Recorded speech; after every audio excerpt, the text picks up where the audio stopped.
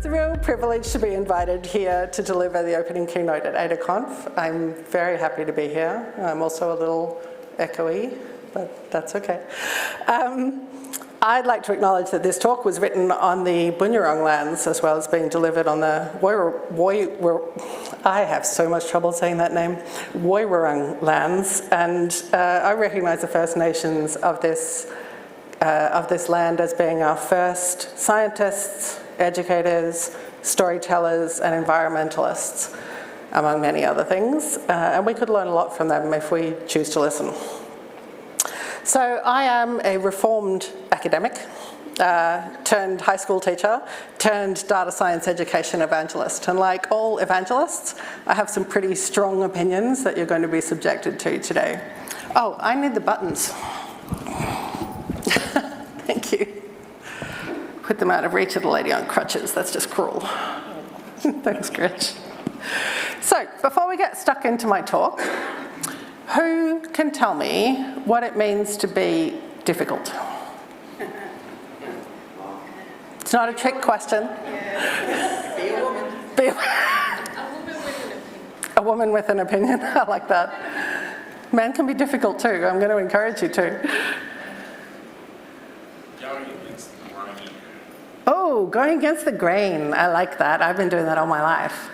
It depends on context. Difficult is a spectrum, and generally it's anyone who's not compliant is generally labelled difficult. I like that. Difficult is a spectrum, and anyone who's not compliant is labelled difficult. I'm going to be encouraging you today, all of you, to be more difficult, less compliant. Troublemakers, in fact. So today's conference is all about change, and it wouldn't be a talk from me without a Terry Pratchett quote. And I really like this one because it really sums it up. Change was right. Change was necessary. Maskelyne was all in favour of change. What he was dead against was things not staying the same. And change is really hard for people. It's tricky. And there are many difficult things about change. First of all, you've got to recognise that change is needed, and that can be surprisingly difficult. We are very easily turned into compliant and complacent rule followers. It's something deep in our natures. I think it's something about being able to be part of a society. You need to fit in, you need to follow the rules to some extent to make society work. But actually, sometimes that really stops us from finding the better solutions. Then we have to find a good change to make. And I want to stress that I'm saying a good change rather than the right change, because real problems very rarely have one right solution or even any right solutions. What they have are solutions that make things better, solutions that make things worse, often solutions that make things both better and worse, which means you really need that critical evaluation. Then there's figuring how to make that change, and that can be really complicated and often winds up in a political and social problem rather than a technical problem. Actually, one of the things that I often say is tech is easy, people are hard. Getting change to happen is a real problem, socially speaking. And then the last step, which we tend to skip too often, is evaluating the change. All of the steps are tricky, but that evaluating one, it's poorly done, it's forgotten, it's often missing altogether, and it's hard. You know, evaluating the pros and cons of a change is an easy step to skip. It's much easier to have make the change as a KPI than make things better, because make the change is simple, you can tick it off, it's done. Making things better is infinite. So, the inertia of human beings is significant, but the inertia of systems is even worse. It can be all but insurmountable. Now, I haven't actually been able to verify that it was Grace Hopper who said that, but it's a great line, and I'm a big fan of Grace Hopper, so let's run with it. We've always done it that way is a real trap. So I want to talk about change, about people, about systems, what it takes to make progress, and why being difficult is so important. I'm going to start with a story that really happened to me that I think illustrates the human condition horrifyingly well. So a couple of months ago, I was in Perth working with the amazing folks at the Pawsey Supercomputing Research Centre and having a fabulous time. I was there for a week. On the last day, as I was packing up to check out of my hotel, the fire alarms went off. And I waited for a moment, as you do, like, is it a false alarm? Is it just a test? It kept going. So I grabbed my coat because it was raining outside, and I grabbed my key, and I headed into the corridor. And I started looking for the emergency stairs, thinking I really should have identified those, when I first got here, like you're supposed to, and like it says on the back of the door. But who actually does that, right? Probably more people in this room than in most rooms, but that's another story. So I'm looking around. There's a couple I see kind of heading for the stairs, and so I follow them. Fortunately, I wasn't on crutches at the time. And they were moving fast. Like, one of them was already halfway down the stairs, and she called back up to her partner, "I'm not waiting for you, you're on your own, buddy." So we got outside, and the stairs opened out into the car park out the back, and there was no way out of the car park except under the building through to the street, which is, there are some issues there. Anyway, the couple I had followed down just drove off, which makes sense. But then no one else came out. And as I was heading for the stairs, every door on the level that I was on was open, just a crack, and people were peering around. It was a Saturday morning, so a lot of people probably wanted to lie in, but everyone heard the alarm, and it was really loud. But no one came out. So eventually I decided I would head out to the front and see if things were being organised out there, scuttling under the hotel, looking nervously up, going, is this a good idea? Like, is it going to collapse on me? Get out to the front. I'm standing on the footpath. No one's coming out. Nothing. No staff. And outside, you can't hear the fire alarm. So I'm starting to think, maybe it stopped. Maybe there was an announcement that there was nothing going on. Like, I'm standing here in the rain. What do I do? And eventually, someone came out the front looking a little bit anxious. I was like, okay, here we go. And a few more people came around the side. I thought, oh, maybe there's a door around the other side and people are starting to evacuate. Those people hugged the lady who came out from the front and then went inside. Okay, so maybe there's not something going on. So eventually I'm like, all right, I'm going to go into the foyer and see what's going on. The lady is there with a whole bunch of people, looks like a family reunion of some sort. They're all hugging and chatting, and the fire alarm is still going. So I'm like, am I the only one who can hear this? Is this some kind of elaborate gaslighting prank? Like, what is going on? So I go back outside. I'm standing on the footpath going, I'm feeling silly, but also fire alarm. Like, are we not doing anything about this? Eventually, a fire truck comes up. I'm like, okay, it's not just me. There's another little fire department vehicle with it, and the fireys hop down off the truck and go inside. They're all geared up, but they're not wearing their helmets. So I'm like, that's a good sign. Probably some kind of false alarm because they're not wearing their helmets. But I'm like, why is no one else out here? The fire alarm is still going off. And I look up at the top floor to see whether I can see anything in the windows, and I can see something in the windows. What I can see is people, families, holding their kids up to look at the fire truck with the alarm still going. And I'm like, oh my God, that is like humanity in a nutshell. And then I realized it's a climate change analogy, right? We are still sitting there. I went off script for a bit and I'm going to find where I'm up to. We are sitting there while climate change happens, and we are holding our kids up to look at the big hail and the crazy floods and the crazy storms and the fires, the droughts, all of that stuff. They were all assuming, I guess, that someone would save them, or there would be enough time later to react, if reacting proved necessary. When the time came, surely someone would fix it, just like climate change. Well, folks, the time has come, and someone has to fix it, and that someone is us. By now, the evidence is clear. Climate change is real, catastrophically so. And trickle-down economics, not real, catastrophically so. Wealth inequality, very, very real, catastrophically so. And tech solutionism, not a thing, catastrophically so. The solutions to our worst problems are, for the most part, socio-political, not technological. We understand the spread of disease to the extent that we know that clean indoor air is key to the management of most respiratory pandemics, just as clean water is key to the avoidance of diseases like cholera and typhoid. We understand the physics of climate change to the extent that we know that we have to cease all production of CO2 and reduce the CO2 in the atmosphere as fast as we can to mitigate the disasters that are already upon us. And we understand the economics of poverty and homelessness to the extent that we know that giving people housing and income is more effective than any other strategy. Just give it to them. And it's cheaper than the overall impact of homelessness and poverty in the long run.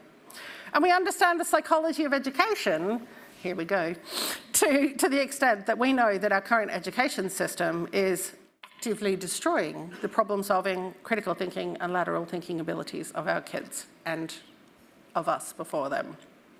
And yet we are taking effective action on precisely none of these issues. We've let evidence and reason be overtaken by political and corporate concerns, so it's often impossible to tell the difference between political and corporate in this age of state capture. But here I am talking politics at a tech conference. Why would I do that? Well, we have a related problem in the tech industry. Our blindness or indifference, maybe, to evidence and rationality is particularly problematic when we're designing devices and systems that impact all our lives, all of the time. They're increasingly dominant in society. Now, when I did my computer science degree, approximately in the Cretaceous period, I did a compulsory software engineering subject, and in that subject, we learned the waterfall model. That's how old I am. But what we learned was that testing is an integral part of the development process. It is not something that you do after you've released your software to users. Turns out it is now. But it wasn't then. Now, recently, my family got its act together to get off Spotify and onto something more ethical, something that pays artists more, that isn't swamped with AI and isn't actively funding death and destruction. And our first try was Tidal, which has great reviews. We used a platform called Tune My Music to try to copy our playlists across, which worked pretty well. There were some weird mistakes, and I'd really like to know what their algorithm is underneath, because some of them were obvious, like it did You Mustn't Kick It Around by Bobby Short instead of Anthony Warlow. Like, okay, I can see how that happened, but some of them were just complete mismatches, and yeah, sometimes you can take fuzzy matching a little too far. But mostly it seemed to work. It was pretty good. Tidal itself, though, was bizarrely broken, and it wasn't a phone or version issue, because it happened on 3 different phones with 3 different operating system versions, so iOS and 2 different versions of Android. And it would randomly complain that it had encountered an error, a non-specific error, my favorite type, and it just stopped playing. Refused to start again. You'd have to reboot the app. Sometimes it would start again, sometimes it wouldn't. It was really wildly unreliable. And it wasn't just, once a week or something, it was many, many times a day. It was just impossible. It couldn't reliably download songs unless you had to download one song at a time, and I have thousands of songs on my playlists, and you have to keep the app open in the foreground, and you can't do anything else on your phone while it's downloading. Like, just, what? And this app was first released in 2014, and it gets talked up a lot. You have to wonder how much testing it's ever actually undergone, which is interesting, really, because you can't throw a stone on the musical internet without hitting a post about how great Tidal is for folks who really love music. And I can only assume it's people who really love music in the abstract but don't actually want to listen to it, like Terry Pratchett's Patrician, who says, in fact, the kind of music he really liked was the kind that never got played. It ruined music, in his opinion, to torment it by involving it on dried skins, bits of dead cat, and lumps of metal hammered into wires and tubes. It ought to stay written down on the page in rows of little dots and crotchets, all neatly caught between the lines. This is what I assume Tidal users particularly like. So it has significant issues, but it's really hard to find people pushing back on it. I hear a lot of, great reviews and no one saying, actually, it doesn't work.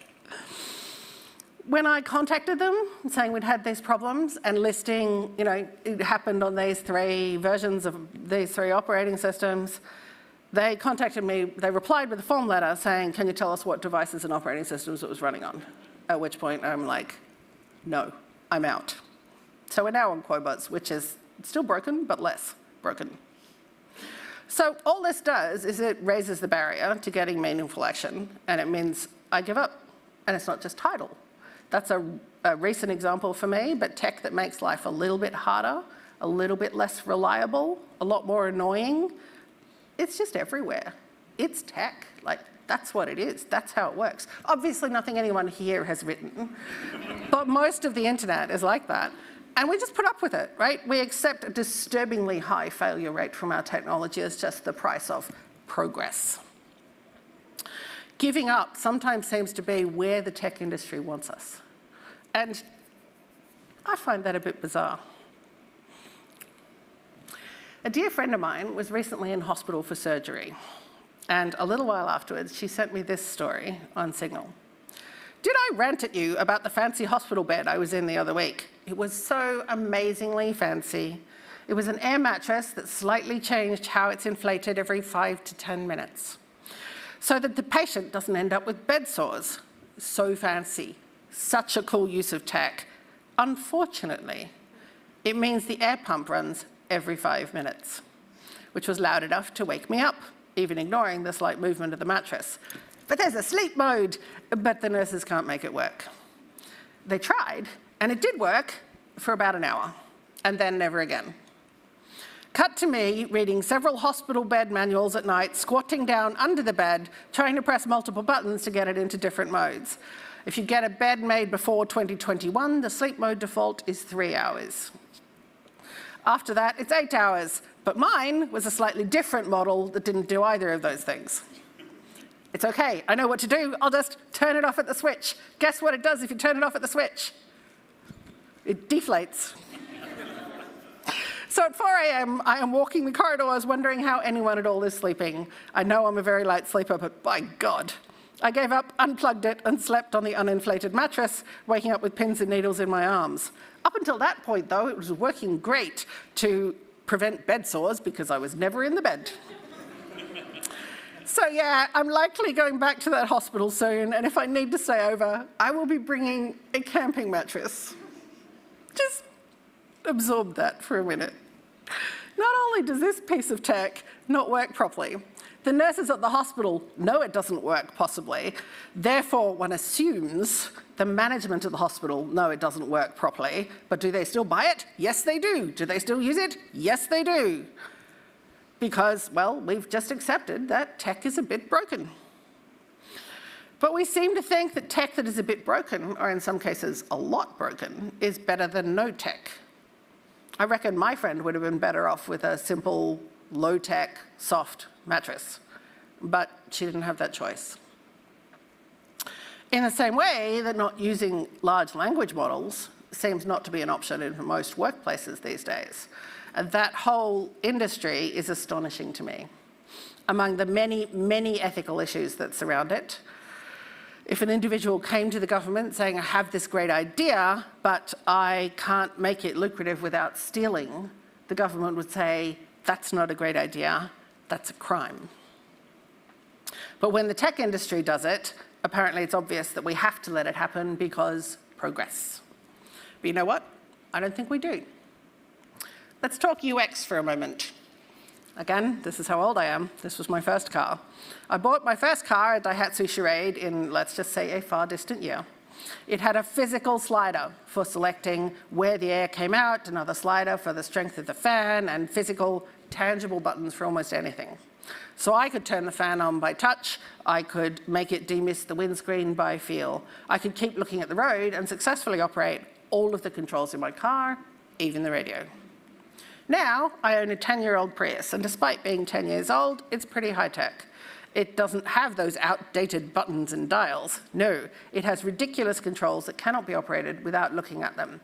The big circle you see in the picture there is a button that you kind of push sideways to make it basically scroll through the options from fan speed to temperature to where it comes out.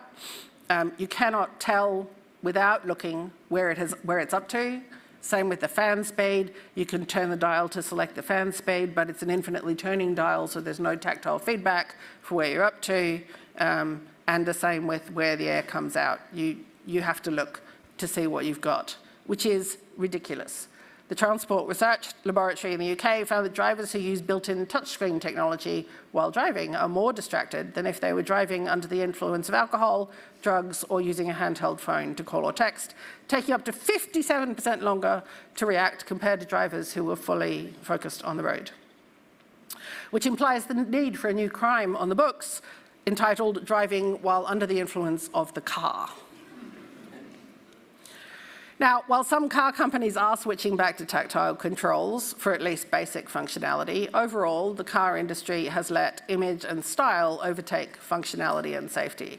I was in a Tesla recently. I know, I'm sorry, I showered afterwards.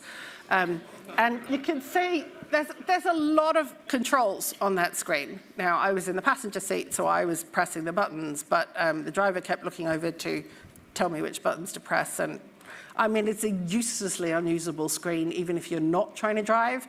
I have a lot of feelings about UX, surprise. But yeah, so newer cars, they're just getting worse. And shiny over functional is also what we're seeing with the large language model hype machine that is OpenAI, Anthropic, Google, Microsoft, and all of the others. We assume that bigger, faster, shinier, and more data means better. The tech industry has a nasty tendency to avoid objective and systematic evaluation like the plague. So when Sam Altman says that the latest version of ChatGPT has PhD-level intelligence, the hype machine does not allow us to pause and ask, what does that mean, and how are you measuring that exactly? Instead, we get a wave of uncritically breathless reporting that boosts the hype rather than questioning it. The trouble is, we're not terribly good at questioning things in general. And that's not really a big surprise, because we take 3-year-olds who why us into distraction, and we turn them into obedient clones who are programmed to get the right answer, follow the known procedure, stand in the expected line. It's nonsensical, really, for real problems to teach that there's a right answer at all. In school, the right answer means the expected one, the one on the answer sheet, where there's a choice between a complex and nuanced answer that takes in multiple aspects of the problem, and the answer given in the textbook. We tell the kids to follow the textbook. We teach kids to do what they're told. We reward them for thinking less and conforming more. Real problems, as we know, don't have right answers. They have solutions that have pros and cons, that help some people but harm others, that improve some parts of the problem but make others worse, that need to be critically evaluated rather than being checked against some arbitrary, godlike answer sheet. I have met people who have done Masters of Data Science who have never used a real data set, never even seen a real data set. They've been given toy data sets that work out exactly right, that give you a pretty curve, that give you a whole number answer, and that are just meaningless. And then when they meet a real data set, they're completely freaked out. The curve is really wonky. I'm like, yes, that's how it's supposed to be. What if we went back to the age of why? And I don't mean all regressing to 3 years of age, though, to be honest, it sometimes feels as though the tech billionaires and politicians currently running the place have done just that. It's all mine and the stamping of petulant little feet. I mean, asking difficult questions and not being put off by unsatisfying answers. What would happen to our projects if we asked more difficult questions about the systems we build and the policies we put in place? Questions like, why are we even doing this? What problem does it actually solve, or is it a solution looking for a problem? Who does it help? Who does it harm? Is there a better way we could do this? Is what we're doing sustainable? And is it ethical? And the last one, which again, like evaluation, tends to fall off the list, is what are the unintended consequences? And you'll note I didn't say, are there any unintended consequences? Because there are always unintended consequences. So I have a cool story about this, and I would like anyone who knows this story to keep quiet for a bit while I ask the others a question. So some years ago, they introduced self-driving trucks on the mine sites in WA. In this constrained environment, self-driving trucks seemed a great option. Fewer accidents, more predictability, and that corporate favorite, lower costs. But it turned out there was an unexpected downside. Again, if you know the story, please don't answer. But if you don't know the story, have a guess. Someone have a guess. What was the problem? What was the unexpected downside? I can see some tracks that have gone off-road. Were they following the roads? Tracks that have gone off-road. They were following the roads, actually, which is part of the problem. There's a little hint there. Sorry? The roads got overworn. Is that what the exact same? Exactly. They were following exactly the same path every time, so they were completely trashing the roads. Human drivers can't do that. They don't do that. So to fix it, they had to slightly randomize the code. Just enough that they were still on the road, but on slightly different parts of the road every time. Now, it's obvious now. And when I say there's a problem when you guess, you can pick it out. But it's one of those things that would have been really tricky to predict if before a situation existed where it had happened already. There was no known precedent. Which is why I say there's always unexpected consequences, because if you're doing something new, there will be edge cases, unexpected inputs, and weird outputs that would be almost impossible to predict or even to simulate unless you knew about them in advance. Which is why evaluating solutions once they're in place and long afterwards, because if you just evaluated those trucks for the first day, you'd go, sweet, we're good. It's only after a month or two that you realize the issue. So you have to keep evaluating them. And that's crucial to understanding the full implications of the changes that you've made.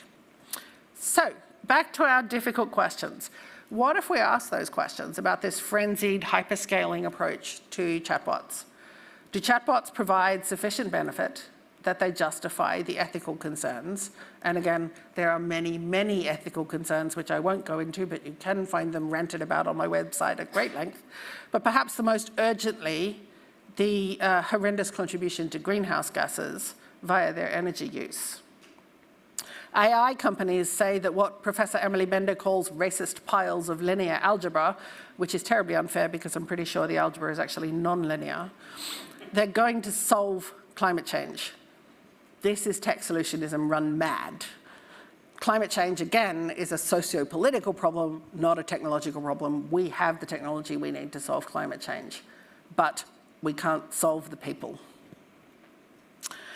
There's no evidence of chatbots solving socio-political problems, although there's actually quite an astounding amount of evidence of them making them worse, much worse. And the grift gets even better. Having created powerful cheating machines that break school and university assessment systems, which actually need to be broken, but not like this, and that's a different talk or maybe a book, the AI industry is now selling powerful anti-cheating machines that don't actually work. Yes. I see someone in the front row going, oh, yes, my feelings exactly. So it makes sense, right? Set a thief to catch a thief. It makes sense. All the, thieves know all the little tricks, all the sneaky shortcuts, how thieves think. They can analyze the scene and judge the most likely entry points or techniques used. I wouldn't be surprised if it really works for thieves. But setting a chatbot to catch a chatbot, that's where the analogy falls down. Because chatbots don't know anything.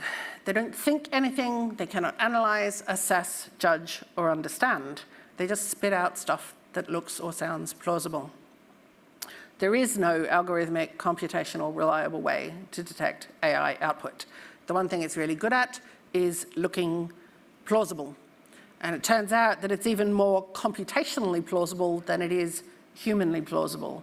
So while human beings might sometimes detect a certain wrongness from chatbot-generated slop, that's because human beings have fine judgment and reason. Well, some of us do. Again, I'm reserving judgment on the people running the AI industry and politicians.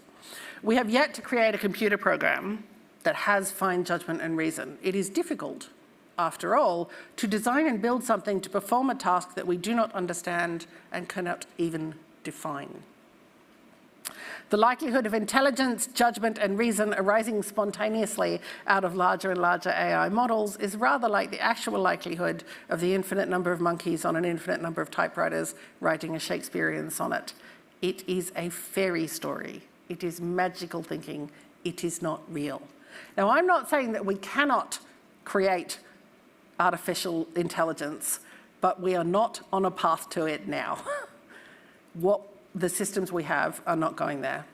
To produce rational reasoning systems, we will need a much better understanding of both rationality and reasoning than we currently seem rational enough or reasonable enough to achieve. So we're forced to use AI, forced to accept very broken technology, and told that climate change is either not real or not fixable. So how do we fix it? We have to start by being difficult. Among other things, we need to be difficult about data. We tend to take data as some kind of objective, almost holy truth. But the questions we choose to ask, the things we choose to measure, and the definitions and categories we create all have a very significant and very subjective impact on the data we collect. So we need to ask difficult and inconvenient questions about data. Questions like, what is the range on that graph and why doesn't the y-axis start at 0? Questions like, what was the sample size for this survey and how did you find your participants? Even relatively simple and straightforward values can be unexpectedly complex. Hands up if you know the definition of the resting heart rate.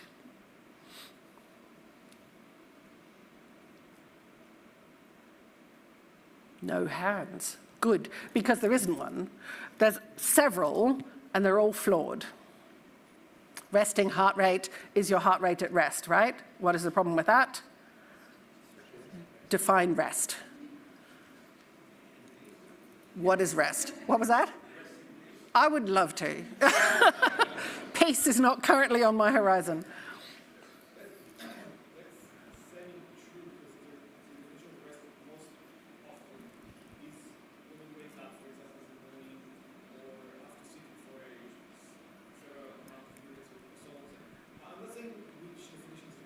Yeah.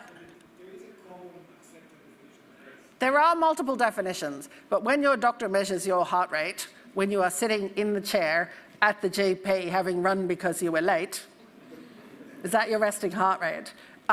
When I was at school, I hated PE, partly because I was asthmatic and it was torture, but also because we would get changed, run down to the oval, terrified of being late, sit down and look at the teacher and they would say, measure your resting heart rate. Now, there are many definitions, but I'm pretty sure none of them say run for 5 minutes as fast as you possibly can and then sit down and measure your heart rate. That is not a resting heart rate.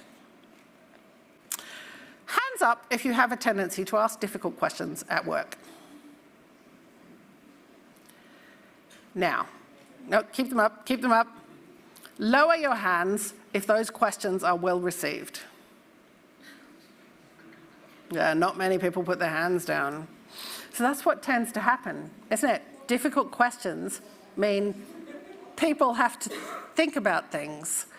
It means companies might have to slow down in the rush to product and profit. There might be more work to do. It might even be harder work, which all adds up to less profit, and no one wants to risk that.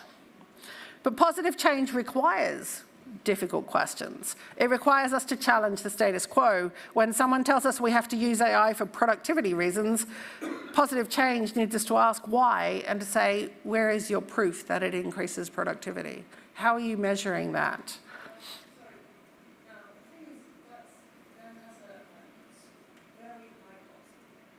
Yes, it does, but AI also has a high cost. I'll come back to that in a minute.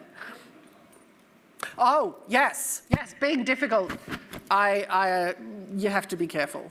This is the reason I work for myself. When someone tells us we can afford hundreds of billions of dollars for American submarines, but we can't afford to make sure everyone has enough to eat, somewhere to live, and support for disabilities. Positive change demands we ask, how can you justify that? You've probably heard the saying that the collective IQ of a mob is divided by the number of people in the mob. You can extend that, I think, to the collective IQ of a system or an organization. My husband calls large organizations like governments, universities, and large corporations BDGs, big dumb giants. I was going to ask you to put your hands up if you work for a BDG, but I realize that's a little, politically risky, especially if your boss is in the room. But hands up if a BDG, one you work for, one you've interacted with, Telstra maybe, has made you tear your hair out recently. Sorry if there's any Telstra people in the room. Yeah, they're about as easy to steer as a planet, right? They're problematic. And they're all about amassing power. This was my son's idea, and I love it. Unfortunately, as Emily Bender and Alex Hanna put it in the AI Con, mass automation tools serve as a means of centralizing power, amassing data, and generating profit, rather than providing technology that is socially beneficial. So all this fabulous AI is not about democratizing the internet or computation or democratizing anything at all. It's about centralizing power. And if we want to decentralize power and build anything socially beneficial, we're going to have to push back, to be difficult. And the tech industry would have us believe that they are all about progress, innovation, and the benefit of humanity. But it's important to remember that this is, for the most part, marketing copy put out by companies who are in fact all about making money and accumulating power, regardless of whether it harms the climate, harms society, or harms individuals. What we forget or are persuaded to ignore or disbelieve is that we don't have to settle for that. We can push back carefully and in situations where it's safe. In other words, we need to be difficult, radical even. Now look, this is a lot to think about. So I'd like to take a moment for a change of pace to read you a fairy tale that I wrote recently called All Things to All People. We all comfy? Once upon a time, there was an oligarchy. It wasn't your usual kind of oligarchy. The oligarchs weren't officially the rulers of the land. Instead, it was a sneaky kind of oligarchy, though to call it sneaky is a bit weird because for people being sneaky, they were incredibly loud. They just weren't loud about being in charge. They were loud in a, hey, look, what's that over there kind of way. The oligarchs didn't think of themselves as oligarchs, of course. Oligarchs rarely do. Instead, they thought of themselves as benefactors, saviors of mankind, though in truth the man part was more important than the kind part. It turned out that to save mankind you have to do some pretty terrible things. In their own minds they were creating a glorious new future, a future in which no one would need to work, or at least no one would need to be paid for their work, which is almost the same thing. Actually, it was better as long as you defined better as better for the oligarchs. The oligarchs set about building a device. The device would write masterpieces, the like of which the world had never seen. Or maybe it would be a friend or even a therapist. Obviously, it would save the world from climate change, and it would absolutely rescue humanity from the need to be creative or interesting in any way. Honestly, it was going to be incredible, as long as no one asked the oligarchs what incredible meant exactly. It was going to be all things to all people. That much was clear. Unfortunately, not defining exactly what the device was for made it rather tricky to build. The oligarchs scooped up a ton of funding because obviously everybody wanted an all things to all people device, and they were terribly convincing. They built the device and set it free with great pomp and ceremony. It could do anything, up to and including flying to the moon. Indeed, it practically had a PhD in flying to the moon. Sadly, it flew to the moon in much the same way as a bucket of sewage would. It didn't get very high, and it made a terrible, stinky mess when it hit the ground. Undaunted, for they were fearless, world-saving men, they built a second device, feeding it everything they could find. They were so good at finding things to feed it that they even found things belonging to other people. But because they were building an all things to all people device, it was obviously fine for them to take things without asking, because the device was essential to saving mankind. This new actual device was amazing, passed all the tests, knew all of the things. It was just a teensy bit embarrassing when it turned out to not be able to solve all of the problems. It certainly solved some of the problems, which is pretty impressive, actually, as long as you were happy with the solution to 2 + 2 being a kind of bug. But everyone was jolly impressed anyway, because the oligarchs told them to be, and they were terribly convincing. Unfortunately, word got out that the actual device was drinking a huge amount of water, burning up quite a lot of the world's atmosphere in order to do, or in many cases fail to do, these tricks. But the oligarchs pointed out that there was simply no other way to build the actual device, and obviously we had to do that. And there was plenty of more water and atmosphere where they came from anyway, and they were terribly convincing. So they scooped up more money, took even more water, burned even more atmosphere, and built the really actual device this time, or Lucifer, as they affectionately named it. It seemed truly incredible until word got out that Lucifer had been fed poor and vulnerable people so that they could wade around in the rather horrifically grubby innards of the machine and remove the problematic bits. Of course, they didn't necessarily make it out of Lucifer alive or even undamaged, but the oligarchs pointed out that there was simply no other way to build Lucifer or his descendants, and obviously we had to do that, and they were terribly convincing. Of course, this argument came as rather a surprise to people who were researching ways to build other devices that didn't eat people, burn up the atmosphere, or drink all the water, steal all the things, or scoop up all the money, but simply did one thing really, really well. To their shock, the world didn't seem to mind the people being eaten, or anything else really, and so the devices continued to be built. The trouble was, Lucifer still tended to do tricks that weren't exactly the right trick. Some of the tricks looked kind of right if you looked at them from a certain angle, but some of them were really badly wrong. Plus, some people were actually using Lucifer in ways that the oligarchs encouraged, but also advised against in really tiny print. And they were getting hurt. What's more, the horribly ungrateful people who had had all their belongings stolen were starting to get quite cranky about it. So were the people who had no water to drink and the people who were finding it hard to breathe. The horrible, ungrateful people were so ridiculous that they even tried to apply laws to the oligarchy, even after the oligarchs had patiently explained that the laws shouldn't apply to them, as they were busy saving the world, and therefore didn't have time to waste worrying about trivial things like human rights or environmental destruction. The story doesn't stop there, but perhaps we can choose our own ending. And that's really it, isn't it? We want to choose our own endings, choose our own paths, and choose our own future, rather than simply accepting the future that billionaires seem to be driving us towards. A future of climate disasters and ever-increasing income inequality, and the rule of money rather than the rule of law. If we want a difficult future, we have to be prepared to be difficult. We want a different future. That was a great slip up. If we want a different future, we have to be prepared to be difficult, to ask challenging questions, to say no sometimes, and to suggest alternatives. Being difficult means questioning things. Fascism needs us to be afraid, but it also needs us to be accepting. We need to accept that poor people deserve to be poor and rich people deserve to be rich, that refugees are dangerous and don't deserve asylum, that it's too late to tackle climate change, that the economy, an imaginary construct, matters more than humanity, compassion, and sustainability. So being difficult means brave and standing up to bullies, racists, fascists, transphobes, homophobes, and the rest. But unexpectedly, being difficult also requires us to be compassionate and collaborative, to build systems, processes, and indeed societies that meet everyone's needs rather than the needs of a dominant few. Being collaborative is much more difficult than being competitive. It's hard work requiring patience, empathy, and understanding rather than adversarial rage. It also doesn't mean that we can't feel rage, of course, but in fact, as Andrew Denton said, rage is an excellent fuel, but a terrible compass. Being difficult is the only path to change. We don't get change by being obedient, accepting the status quo, and accepting that this is the way we've always done things as a good reason to keep doing things that way.